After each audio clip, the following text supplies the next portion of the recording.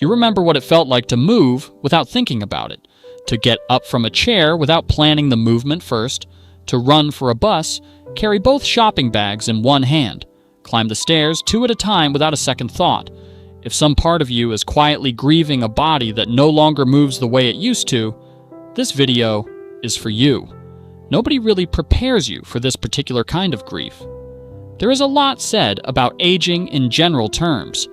Wisdom, experience, the things that supposedly get better.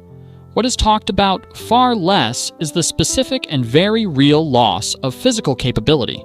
The body that used to simply do what you asked of it without negotiation, without pain, without a mental calculation beforehand. That body is not gone entirely, but it has changed. And that change is a loss, even when it happens gradually, even when it is completely normal, even when everyone around you insists it is simply part of getting older. Part of what makes this grief so difficult to name is that it rarely arrives as one single moment. It is not usually a diagnosis or an accident that marks a clear before and after. It is a long, slow accumulation of small differences. A jar that is harder to open, a flight of stairs that leaves you slightly more breathless, a morning stiffness that used to pass in minutes and now lingers for an hour. Each one on its own seems too small to grieve. But together, over years, they add up to something real. And because no single moment felt significant enough to mark, many people never gave themselves permission to actually grieve any of it at all.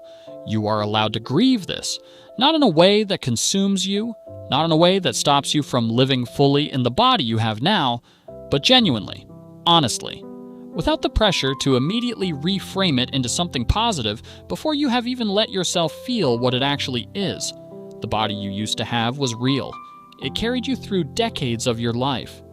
And saying goodbye to some of what it could do is a real loss, deserving of real acknowledgement, not a quick pivot to gratitude before the grief has even had a chance to be felt. And the first thing worth understanding might change how you have been carrying this without even realizing it. Here's something that often gets missed in conversations about aging and physical change. What you are grieving is not simply the ability to do certain things, it is a relationship. The one you had with a body that, for most of your life, was a reliable and largely invisible partner in everything you did. You did not think about your knees when you climbed stairs. You did not calculate your energy before a long day. The body simply carried the plan without needing to be consulted. That kind of unconscious trust is itself something worth grieving when it changes. Now there is negotiation, there is planning. There is a new and constant awareness of a body that used to simply be there doing its job without asking for attention. This is a genuine relational shift. The body has gone from being a silent partner to being something you have to actively manage and consider. Naming it this way, as a relationship that has changed rather than simply a capability that has declined, often makes the grief feel more legitimate and less like something to be embarrassed about. A significant portion of the difficulty in this kind of grief does not come from the body itself, but from the comparison. It is not simply that a walk up a hill takes longer now. It is that a walk up a hill that used to take 10 minutes without a second thought now takes 20. And every one of those extra minutes carries an echo of the person who used to do it faster. This comparison is almost automatic, and it is worth naming because it changes the nature of the suffering. The body you have now is not inherently a source of pain. Compared to nothing, compared to simply itself, it is simply the body you have, capable of a great deal, adapting daily to new circumstances. It is only in the shadow of the body you used to have that it becomes something to mourn in a sharper way. Recognizing this comparison as a separate thing from the physical reality itself is often the beginning of finding a different relationship with where you are now. And this next one explains something about why certain moments hit harder than others, and why that makes complete sense. There is an expectation, sometimes unspoken, that acceptance means the grief stops showing up. That once you have made your peace with a changed body, you should not feel a pang when you watch someone young run effortlessly for a train, or when you can no longer do something you used to love without pain, or when a grandchild wants to be picked up and lifted the way you once could without thinking. This expectation is unrealistic and, frankly, unfair to yourself. Acceptance is not the absence of grief. It is the capacity to hold grief without being destroyed by it. You can have made real and genuine peace with your current body and still feel a sharp and sudden loss when a particular moment reminds you vividly of what has changed. That sting is not evidence that you have failed to accept anything. It is evidence that you loved being able to do those things, and love, in any form, leaves an ache when what it was attached to changes. This is worth saying clearly because it is often lost entirely in conversations that focus only on decline. The body you have now knows things the younger body did not. It knows its own limits with an honesty the younger body never had to develop. It knows when to rest before exhaustion arrives rather than after. It has decades of information about what actually helps it and what actually hurts it, information that took a lifetime to accumulate and that a younger body, however capable, simply did not yet possess. This is not a consolation prize offered to soften the loss.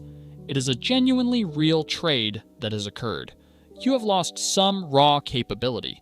You have gained an intelligence about your own body that is impossible to have at 25, because it can only be built through decades of living inside it, paying attention, and learning what it actually needs. That intelligence is valuable. It deserves to be recognized as a real form of expertise, not overlooked simply because it arrived alongside physical change that gets more attention. Think about everything that intelligence actually includes. Knowing exactly which movements to avoid and which to embrace. Knowing your own early warning signs well before they become serious. Knowing how to pace a demanding day so you have enough left for the parts that matter most. A younger body might move faster, but it moves blindly, without any of this accumulated understanding. Yours moves with decades of data behind every decision, even when you are not consciously aware you are using it. And this next one might be the most freeing thing anyone says to you about this all year. There is a particular kind of pressure, especially around aging, to arrive at a place of complete gratitude for every change the body goes through, to frame every limitation as a hidden gift, every loss as secretly a form of growth. And while there is real wisdom and real growth available in this stage of life, that pressure to constantly find the silver lining can become its own kind of exhausting performance. You are allowed to simply dislike certain parts of this without needing to spiritually reframe every single one of them. You can genuinely miss climbing stairs without pain.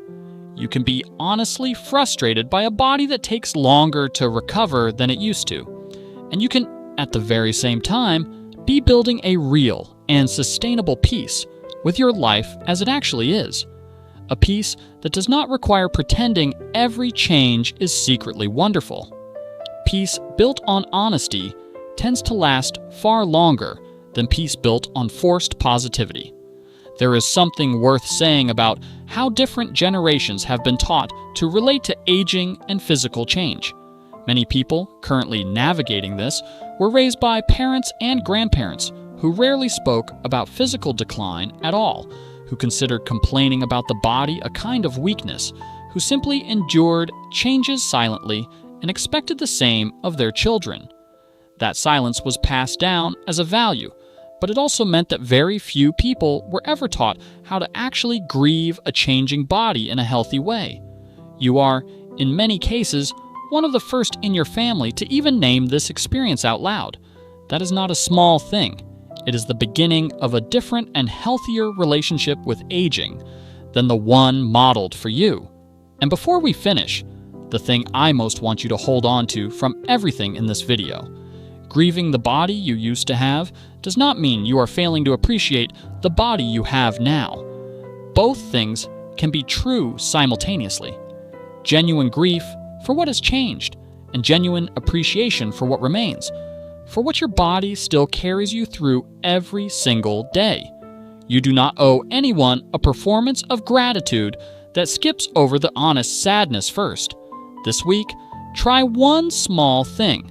The next time you notice yourself comparing your current body to your younger one, pause and simply name what you are feeling without judging it. This is grief. It makes sense. And then gently Notice one thing your body did for you today, however small, and let that sit alongside the grief rather than replacing it.